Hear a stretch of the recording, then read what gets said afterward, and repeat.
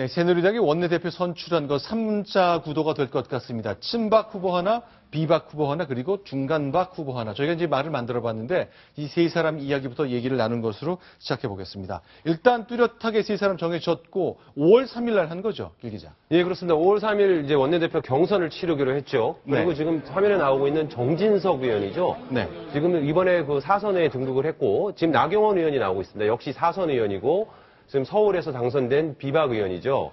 네. 그리고 또 친박 의원인 유기진 의원이 있습니다. 네. 유기진 의원도 원내대표 경선 출마 의사를 밝혔기 때문에요. 네. 지금 뭐 3파전 향상으로 흐르지 않느냐라는 그 와중에도 네. 또 하나는 근데 지금 친박에 대한 여러 가지 따가운 시선을 의식해서인지 네. 조심스럽게 유기진 의원보다는 나경원 의원과 정진석 의원의 2파전이 되지 않겠느냐 이런 네. 의견들이 당 안에서 나오고 있습니다. 네, 자 이제 유기준 장관, 해수부 장관 출신이라 친박이 분명하고 나경원 의원은 친박이 아니라 비박 성향이 분명한데 정진석 당선자 이제 4선 고지에 올라섰는데 박성호 국장. 네. MB 정부의 정무수석 출신이거든요. 네. 근데 박근혜 대통령도 굉장히 가깝고 대화가 잘 통한다고 들었는데 어떤 성향입니까?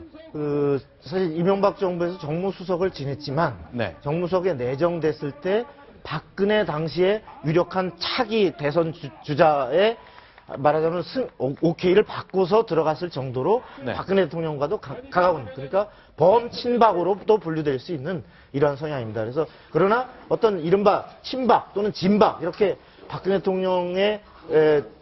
대통령과 직접 그 박근혜 대통령을 내세워서 어떤 선거를 치렀던 그 핵심 현재 코어 그룹과는 거리를 둬왔기 때문에 네. 이번 선거 패배론에서는 비교적 자유로운 상태에서 어떤 그 친박들의 범친박들의 어떤 개파색이 엷은 네. 이런 걸 내세우면서 친박들의 지지를 바탕으로 당선을 노리고 있는 지금 그런 형국입니다. 근데 당내에서 경선할 때요, 김태현 변호사. 대체로 친박 의원들이 숫자가 꽤 되면서도 번번이 져왔잖아요. 이번엔 뭐 어떤 흐름 같은 걸 좀 느낄 수 있습니까? 친박 의원들이 사실은 뭐 야당의 친노만큼 결속적으로 그렇게 좋은 상태는 아닙니다. 네. 왜냐하면 19대 시작할 때만 해도 대부분 친박 아니었습니까? 네. 어느새 당내 경선하면 국회의장 경선, 당대표 경선, 원내대표 경선 모두 비박이었습니다. 네. 비박이 절대적 우세를 차지했죠. 그러던 것이 지난번에 작년에 그 유승민 사태 때부터 조금씩 친박 숫자가 늘기 시작해서 이번 공천 직전에는 친박이 더 비박보다 위다라는 얘기가 나왔으나 이번에 사실은 총선에 참패하면서 친박 책임론이 불거지기 때문에 친박의 세가 좀 위축된 상태입니다. 네. 더군다나 지금 친박도 분화하고 있고 각자 생각이 여러 가지 셈법들이 있기 때문에 과연 친박이 단일 대우로 유기준 의원 또는 정진석 당선자를 밀 것인지는 글쎄요, 저는 좀 회의적입니다. 원내대표 선거를 바라보는 친박 핵심부, 친박 각 중진 그룹들의 시각이 다르기 때문이죠. 네. 자, 그럼 이제 양자 구도로 좁혀진 것 같다는 게 길증 기자 이제 판단이었는데요. 더불어민주당은 어떻습니까? 누군가 뚜렷하게 나온 사람이 있나요? 일단은 오늘 설 중에 하나는 바로 더불어민주당의 지역주의 벽을 뛰어넘은 김부겸 당선인이 원내대표로 좀 했으면 좋겠다라는 당내 추천론이 일각에서 네. 나왔습니다. 어떤 지역주의 네. 이미지 극복도 있고요.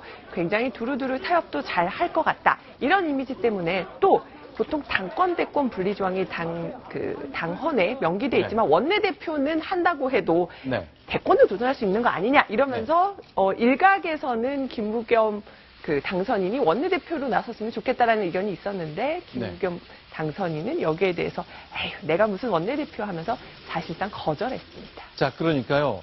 나는 원내대표 번번이 3번이나 떨어졌고 이제 더 이상 하는 게 맞지 않다. 그러나 당대표는 조금 관심 있는 말을 내놨습니다. 오늘 아침 라디오 인터뷰 장면인데요. 김부겸 당선인 얘기를 들어보겠습니다.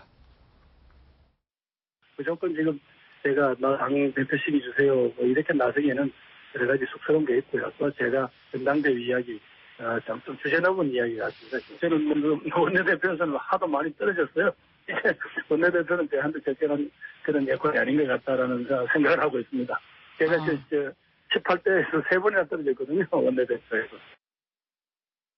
자, 그런가 하면 국민의당에서 이미 확정이 돼버렸잖아요. 박지원 의원이 추천받았죠. 추대됐죠. 예, 오늘 아침에 만장일치로 당선인들이 합의 추대를 했고요. 그러다 보니 원내대표 3선이라는 아주 진기록까지 세우게 됐습니다. 네. 박지원 원내대표는 2010년, 저때는 18대 국회였죠. 18대 국회 때 원내대표를 한 번 했고요. 19대, 2012년 민주통합당 원내대표도 했습니다. 그리고 20대에는 국민의당 원내대표를 맡는 기네스북에 오를 만한, 본인이 그렇게 농담을 했습니다. 이러다 기네스북에 올라갈지 모르겠다라고 할 정도로 아주 남들은 한 번도 하긴 힘든 원내대표를 3번을 하는 기록을 세우게 됐습니다. 그러고 보니까 2010년에는 김무성 전 대표와 함께 손을 잡았고 파트너가 됐었고요.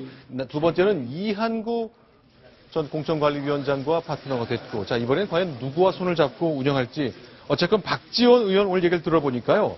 자, 정말 우리가 20대 국회 때 잘하겠다. 그래서 자, 우리 국민의당이 집권할 수 있다는 그 가능성을 보여주겠다고 아주 당찬 의욕을 보였습니다. 직접 듣겠습니다.